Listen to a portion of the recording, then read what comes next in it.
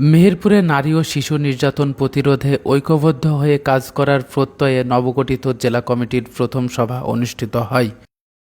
আজ মঙ্গলবার ৩টায় আমজুফিস্থ মানব উন্নয়ন কেন্দ্র মৌক হলরুমে এ সভা অনুষ্ঠিত হয়।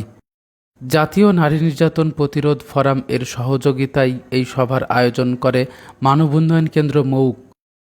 জেলা নারী ও শিশু নির্যাতন প্রতিরোধ ফোরামের সভাপতি আব্দুর রহিমের সভাপতিত্বে অনুষ্ঠানে বিশেষ অতিথি হিসেবে উপস্থিত ছিলেন ফোরামের জেলা সদস্য সচিব ও মৌকের নির্বাহী প্রধান আসাদুজ্জামান সেলিম।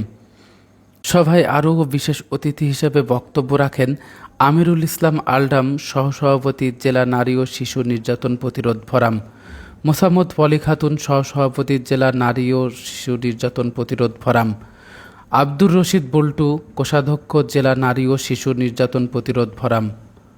অনুষ্ঠানের শুরুতে বিগত বছরের বিভিন্ন কর্মসূচির বিস্তারিত প্রতিবেদন উপস্থাপন করেন প্রোগ্রাম ম্যানেজার ফাহিম আক্তার।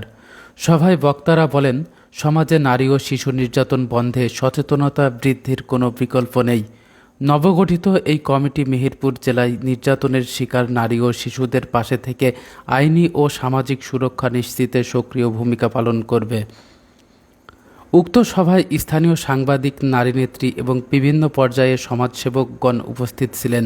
উপস্থিত সকলে আগামী দিনে জেলা থেকে সকল প্রকার সহিংসতা দূর করতে একযোগে কাজ করার অঙ্গীকার ব্যক্ত করেন। জাহিদুল ইসলাম, মানবতার চোখ, মেহেরপুর।